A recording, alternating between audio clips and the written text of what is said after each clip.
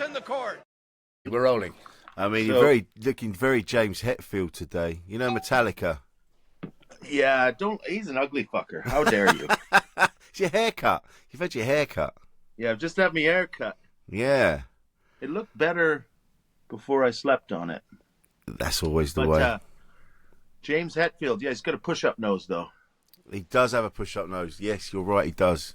Love heavy. Yeah. I love heavy metal, man. It's my life in fucking heavy metal. That's my impression of James Hetfield. My friend out in New Zealand, who's originally from Yorkshire, you like Yorkshire, he looks the spitting image of James Hetfield to the point that people stop him in the street.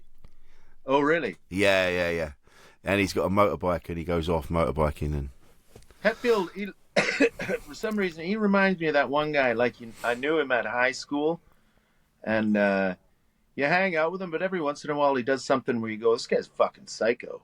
He's just got that vibe about him that I just think, fuck, I don't want to be near him when it's 2 a.m. at a bush party. Nah, fuck that. I know people like that when you go, I don't trust you. I know we're friends, but you'll still chop my head off. He's just got that look. He's going to break, like, you don't look at his girlfriend the wrong way. Oof. I don't look at her at all. He'll find if he's one of those people that if he's looking for a fight, there's nothing you can do because you're getting it. It doesn't matter what you do. He'll be like, hey, why are you wearing jeans today? Oh shit. Yeah, exactly. That's the vibe James Hetfield gives off, and he's like, you notice. You pick up the vibes off him at about 9, and that's why you go home and go to a different party at 11:30 because that's when you can feel it. Yeah, it's coming your way hard. Yeah. And so you don't like the word tummy either. Tummy. It just bothers me. I don't know why. It's certain words you prefer stomach, belly. Mine's a belly. I haven't got a tummy. I've got a belly. A belly. I got a stomach. Yeah, you've got a stomach. I've got a belly. Gut. Not I've a tum-tum. How's your tum-tum? Oh, you've got a silly little tummy. Look at you, tummy. So, and also another thing you don't like is you don't like people. Tell me about cats and how some people talk to cats. It's just when someone's telling me what the cat is thinking. And the cat's got the same face as when it's having a shit or when it's eating. It's the same face. And you go, that's not what the cat's doing. It's like my friend's got this dog, and the dog, they're always telling me what the dog's saying. And you're like, no, it isn't. No, it isn't. The dog's thinking, can I eat something? Can I poo? Can we go out? That's it. And it's not even thinking in English, in like human words. That's the thing. I mean, I used to have a hamster. I used to have a hamster, and hamsters they're known to be escape artists. And what the hamster would do, it would climb up on its wheel. If you left the top open, it would climb up on its wheel. It would then monkey bar across the bars, and then it would pull itself out and fuck off. So a hamster's just thinking about how do I get out of here. There's only some people who say, London-type people like you say fuck off better than anyone in the world. Fuck off. That's the best way to say it. Like, fuck off. Yeah. That's how I say it. But fuck off. That's the best. You say it that's the only people should be allowed to say it. Fuck off. I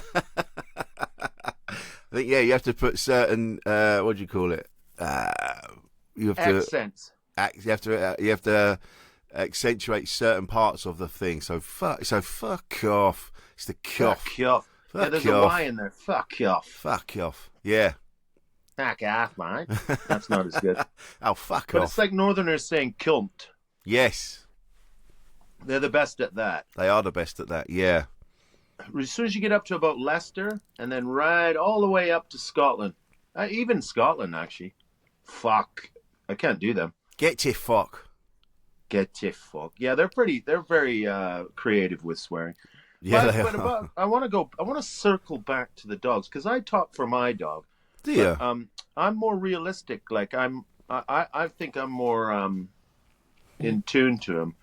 So, because what he doesn't say, he doesn't have a great vocabulary. He's just like, um, uh, should we get some food? Oh, food, hungry. I'll have some food. That'll be, yeah, food. Yeah, food. And then he goes, should we go outside? Should we go out? Yeah, let's go. I think we should go outside, actually. Yeah, yeah. He's like, Elon Musk. Yeah, yeah, that's cool. He's Elon Musk, but English, deeper voice, posher. Yeah. Yeah, let's go outside, okay? Yeah. Oh, But okay. I think, What I'm saying is Elon yeah. Musk is the same intelligence as my dog. My friend said to me the other day that cats don't have a sense of humour. I was in That's B. not true. I got 2 cats. They're funny as fuck. Do you think so? Because I was in B&M. I was just killing some time waiting for my gig, and they had a B&M? B&M. They had a big store that sells everything. Yeah, Cheap. yellow. Oh, no, orange and blue and white. Yeah, that's it. That's it. Yeah, B&M. There's a lot of B&M in this fucking house. I'll tell you that. A lot of glittery unicorn pictures. There's a lot of fucking B&M products that. Yeah, man. But there is. I was in there, and they had a load of dog stuff, but they'd done it in. It looked like designer. So there was a leopard print soft shoe. It was a chew toy, and it was done in. It was called Jimmy Chew, but CHOO instead of CHEW instead of CHOO, and then there was Furbury instead of Burberry. You know, Nice. you see where this is going. And Yeah, but there weren't love any it. for cats. It was Oh, all dogs. yeah. Yeah. Well, it tells you what side their bread is buttered on.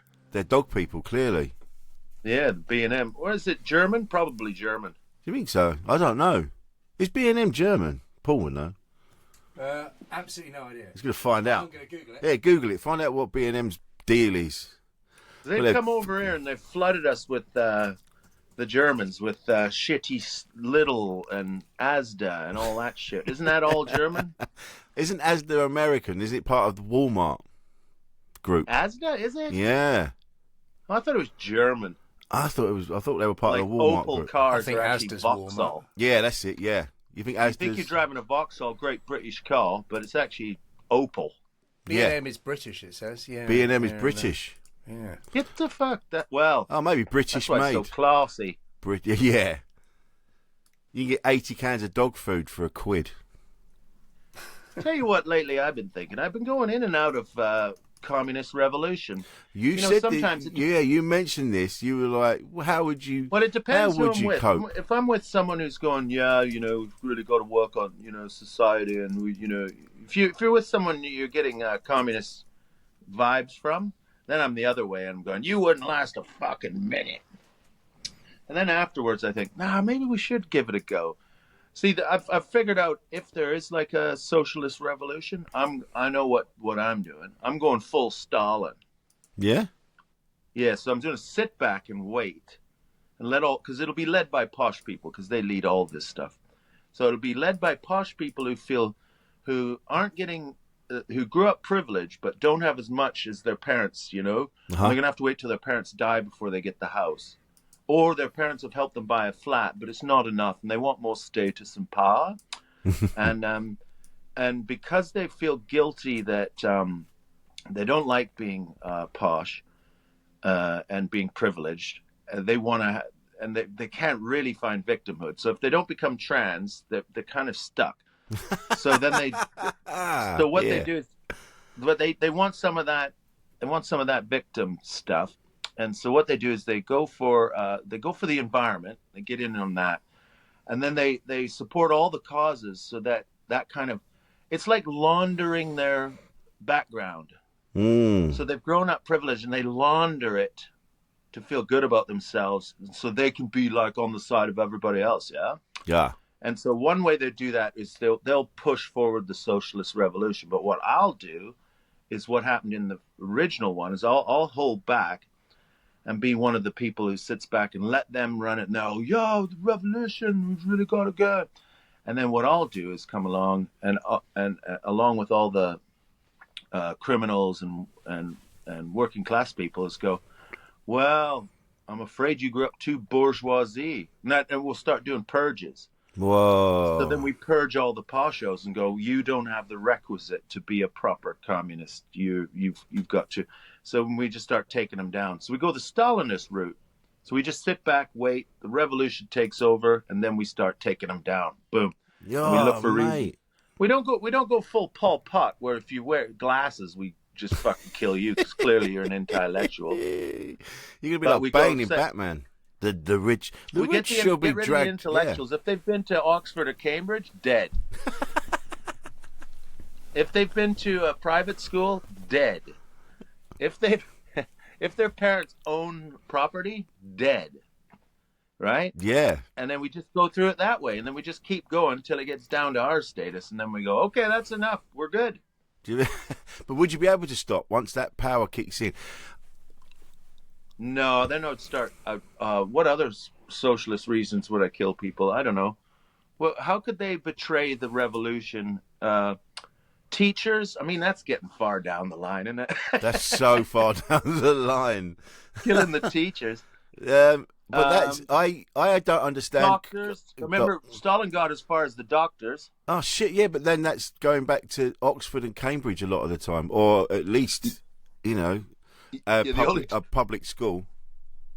The only doctors we'd have left are ones who went to fucking North London Polytechnic or whatever. You'd have to have, I don't know if you can get a degree from there. You'd have to have people on our level that have the basic first aid course certificate. They'd have to become doctors. And then all the farms, like, because they would all become collectives, and production would go way down. Who else would we get rid of? Well, we'd have to. I would have to check all of the new art, all the new plays and stuff. Would have to come across. You and I'd look great in khaki with hats, though. You and me would actually really suit the look. Dude, we'd absolutely smash it. I think we'd be great dictators. We'd sit at our desk, and a new play, they'd go, here's a new play. And we'd have to read it and go, I want you to change this. I want you to change that. And I want you to put me in it. Would we have our photos hanging from lampposts? And in every hotel, there has to be a photo of us at the desk. Yeah, and statues and stuff. Yeah, statues, Tone. Yeah, always. And never do hardly any speeches. Leave it a mystery. Let everyone put on us what their image of us is. Yeah. They'd never see us. But they would imagine us. And then we just be doing all this shit. You let the rich start it, and then you kill them. But you trump them up on charges of they betrayed the revolution, they betrayed the workers. Yeah. All of that. But then I don't understand communism, because sometimes I hear about it and I go, what? Everybody's got a bit. That sounds great. But then someone else says, yeah, but loads of people die to get to that point. Oh, yeah. No, what it is, I think simply put, it is no one has anything. So that's how you make it fair. So it's just, so we're it's already basically on the just right built, path. It's built on, it's pure resentment. So everyone who's got something, we take it away, and then we all have fucking nothing. And it's miserable, and whatever your job is, you're stuck. That's what you do. There's no moving out of it. Whatever your flat is, that's your flat. That's your life, and it's never going to change. Wow. And you're never going anywhere, and there's no point trying. It's £1,000 for a loaf of bread. But we can take rich people down, steal their houses, break it up into 50 flats, and at least we can knock people down a bit. I think that's the whole point of it, is to just drag people down, isn't it? So it's not about sharing it out and having a bit of everyone's equal. Tell everyone that's what it is, but of course human nature ain't like that. It's about settling scores. So if someone looked at you funny, like Stalin was a great one for that. If someone mocked him because of his accent back in like the 1910s, before the revolution and all that, he would remember them. And in 1938, suddenly there's someone at their door going, "You've betrayed the revolution, and you're coming to the Lubyanka prison with me, and we're going to beat a confession out of you with these little black clubs, and then and then when you confess, then we're going to shoot you. So that's how it ends up. So it's like the witch Fun, burning. right? Like the witches. Like if you throw them in the river, and then if they float, they're a witch, so you burn them. But if they drown, they weren't a witch. So it's like that. Death. Yeah. Going to beat you till you confess, and then because you confess, we're going to shoot you. That's absolutely it. Bullet to the head in the Lubyanka. And then, or the ones we're not too bad on, like, we'll just send them to the gulags. Scotland. No, we're not Scotland. Scotland's nice. Sunderland. We'll make Scotland shit. Sorry, Sunderland, for my friends that live there. Oh, we'd send them to Rochester. Sunderland and Middlesbrough. Send them to Chatham in Kent. Remember driving through back during COVID when there was loads of talk about everyone was checking their white privilege, and I remember driving through Middlesbrough and Sunderland and thought, I don't think privilege ever made it here to these guys. This place is fucking poor. There's a few places like that. I remember, it's like Chatham, places like that. They're just shit. The town centre's just awful, and it's because there's no investment. Southend is the same. Southend, I mean, that might get investment soon, but it's well, no. crap. Everywhere there was a riot, there's a good chance that they are on the lower end of the whole country, aren't they? Impoverished. Woolwich in South London was a dump. Croydon's like Detroit. It's just empty. Is it? Yeah, used to be. All Anyway, big, this is getting anyway. dark. The communism was meant to be more fun, but it got dark so quick. But I think that's the nature of communism. See, we're already bringing it down. This is what happens when you get into communism. Yeah. That's what I would do. But I think cats do have a sense of humor. We got there's one. Well, we got two, but one, she's a little brain damaged at birth. She was a runt, but she's so unusual for a cat. Like if she wants cuddles, she'll walk to wherever you are. She'll climb up and she'll put her face right in your face and just go meow. And she'll meow at you till you pet her, and then when you stop petting her, she'll meow in your face really loud. And then when you start petting her, she takes out her claws and she just starts making muffins on your chest. Oh, yeah, and it hurts. It's like, and she just does that and stares at you. I think that's pretty funny. Yeah, there's a couple of cats and they're just like, oh, I want to go out. I want to come in. I want to go out. I want to come in. I want to come in. I want to go out. And it's just all night scratching on the door. And then I was like, well, he's not used to having the doors closed. All right, so you leave it open a little bit. But then my snoring wakes everybody up. So then I have to shut the door. And he's like, I want to come in. I want to go out. I want to come in. I want to go out. Love cats. I prefer cats to dogs now. Having spent time with dogs. I've got both. I've got 2 dogs and 2 cats, and I love both my cats and one of my dogs. We've got a little one. We inherited a little dog. We didn't ask for it. It's a long, boring story, but we ended up having to have this fucking little yappy, shaky, nervous, like overly bred. Like it's a dog that should never have been bred. It's like a half Pomeranian, half Chihuahua. Oh my God! Yeah. And it's so genetically programmed to go, look how cute I am. I'm so cute and I want to be close to you and cuddle you and I'm so cute. And I just fucking hate it. I had a black Pomeranian called I don't Elvis. hate it. I love it. I know what you mean. It's hard to love it. I had a black Pomeranian called Elvis, and Elvis he didn't realise how small he was. And he had a real attitude. He really used to. If you pissed him off, he was angry. He was an angry man. Just, Joel. You're like, all right, mate, chill out. Look in the mirror, and then get angry. Like you, yeah. You know, you're not what you think you are. You're a makeup brush at best.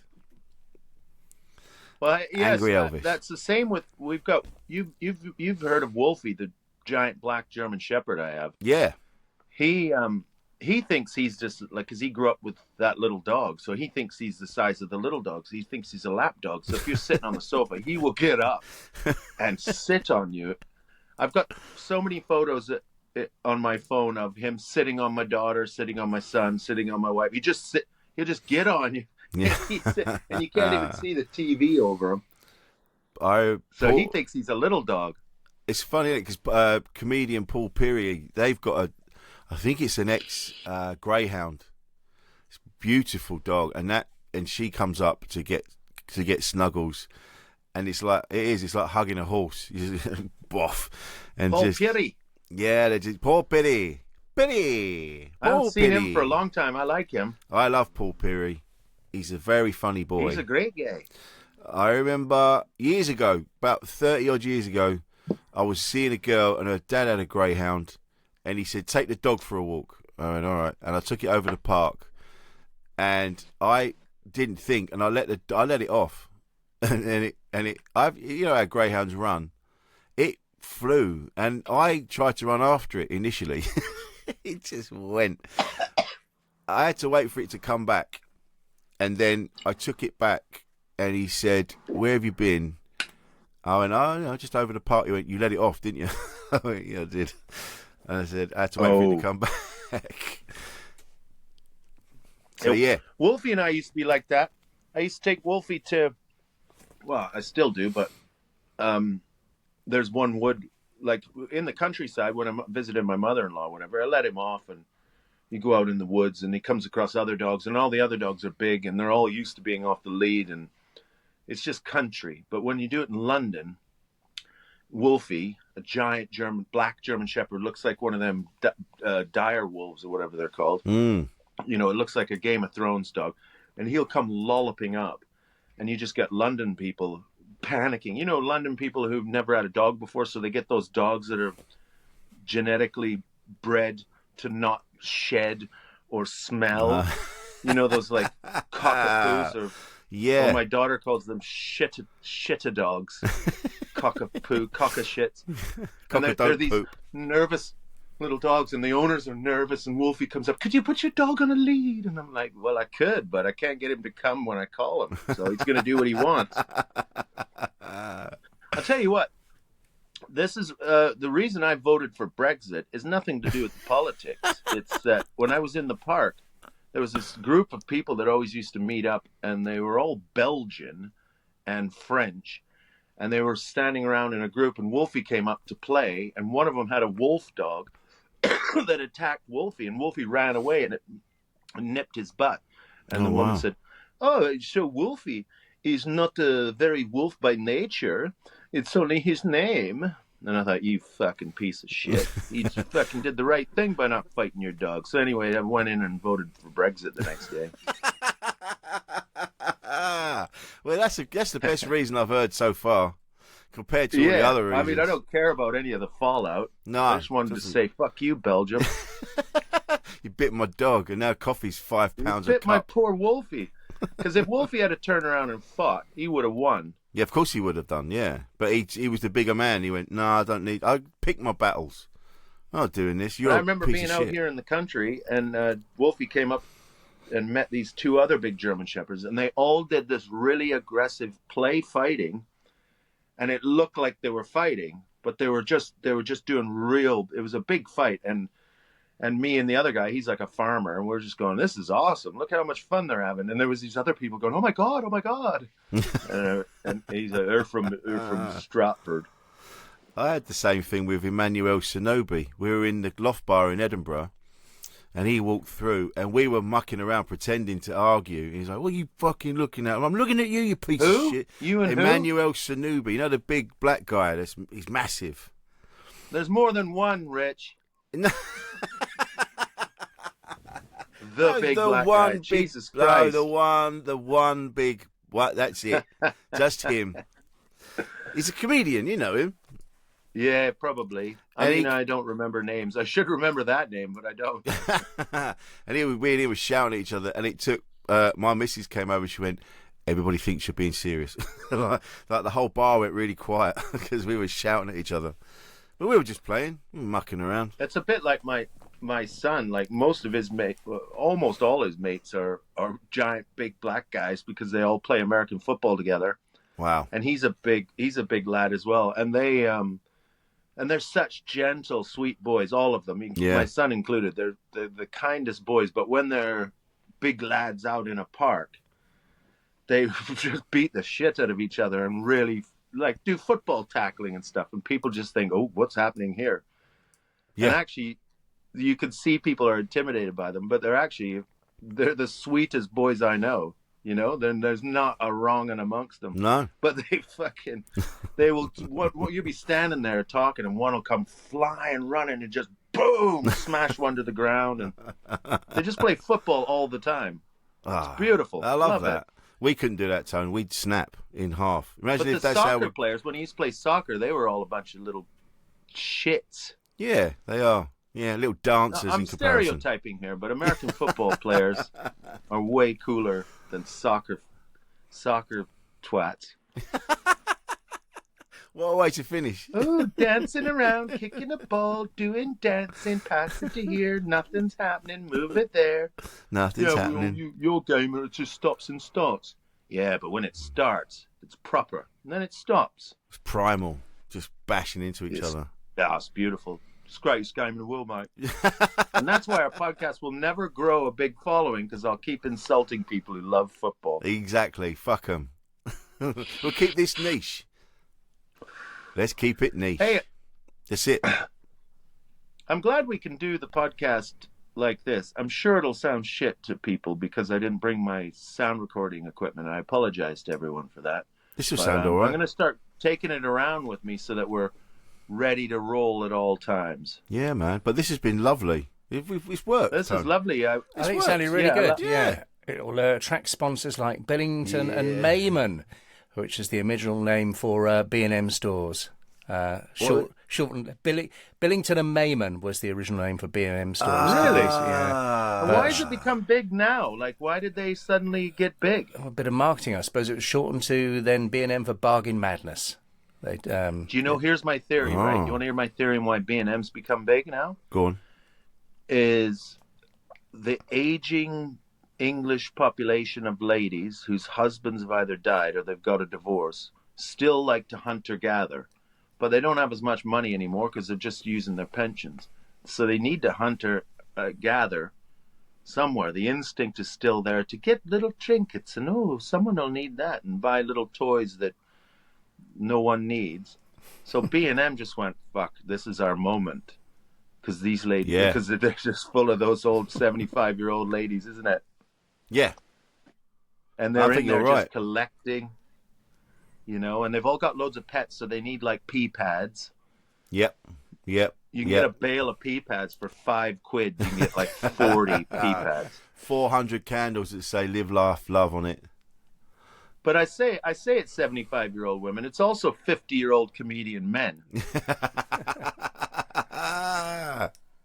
I love it in there. I love it. We're in there. Yeah, I love it in there. This is the only podcast of lads chatting that have talked about B&M. I guarantee that. Anti-football, but pro B&M. And piss pads. Yeah. Lovely. I've enjoyed this. You know, it's interesting how different communities would view us differently. To soccer lads, we'd be gay old men. Yes. But to people like us, we're proper men. Real men talking about real shit. That's what we are. Yeah. This is where it's proper shit. This is where it really is. This is where it's really happening. I can't wait till we do the members only podcast where we dig that fucking hole. Oh, I've thought of something else. We need to find someone who's got a massive tree that needs to be chopped down, and we're going to do it the old school way with axes. Yeah, cool. I'm up for that. What us on either side of the tree? Yeah, there's a risk of death, isn't there? With which way it will go? Well, I know how to do it. Oh, okay. I'm trained. I'm not trained, but I know how to do it. I've done it, so I know how to chop down a big tree properly. Oh, I'm into that. Yeah, I love that. Let's do that. We'll both be mic'd up. And when it gets close, which is sooner than you think always, I'll get you to stand. And then, you know what'll happen? You know what'll happen is I'll say, I'll go, I know exactly where you're supposed to stand to be safe. And it's oh shit, is it that side? No, wait, I think it's that side. And then you guys will go, "What the fuck, Tone?" No. It's definitely that side.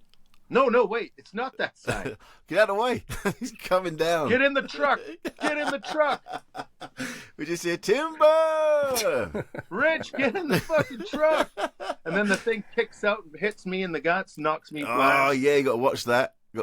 Oh, speaking of old ladies buying crazy shit, my mother-in-law, she won't mind me saying this, she's pretty awesome. But she's like one of my best mates because she's like 80 years old, and everything that she's interested in, I'm interested in. Yeah. And so she would have been considered like quite a liberal lefty when she was young, but now that she's 80, her politics align with mine, which is old school left wing. But anyway, she bought this thing online. And it's a weed whacker, but it's from China, right? Mm. And instead of like a normal weed whacker, what do you call them? Strimmer. Strimmer, weed eater strimmer. It comes with metal fittings, so it doesn't have like those little ropes. What? It comes with a saw. Oh my God! Saw on the end of it. Yeah. And you could put these metal blades, so it's absolute like. There's me just saying she's not allowed. You're not allowed to use this, Granny. No one's allowed to use it. I'd take the battery packs and hide them in separate places from the main machine so it can't be used. And I would hide the blades, and I've done all that because I know what she's like. She'll just have a go. But then I found myself out there using it, and it's like, you've got a saw on a stick, basically. And at any minute, that thing could come flying off and take off a leg. Yeah. But at no moment did I think, oh, I shouldn't be using this. I'm so arrogant and cocky. I'm like out there with no protection. I've got boots on and gloves and shorts. Stand aside, old lady. I've got I'm this. fine. I've got I know. this. I got this. I know what I'm doing. And man, is it brilliant? But I can see why you have to go to the People's Republic of the Communist Party of China to buy this thing because there's no fucking way. There's a reason they don't sell them here, isn't it? B&M. There's a reason they don't sell them there. Exactly. Yeah. Well, oh man, it's so effective. It chops the shit out of stuff. Silence in the court.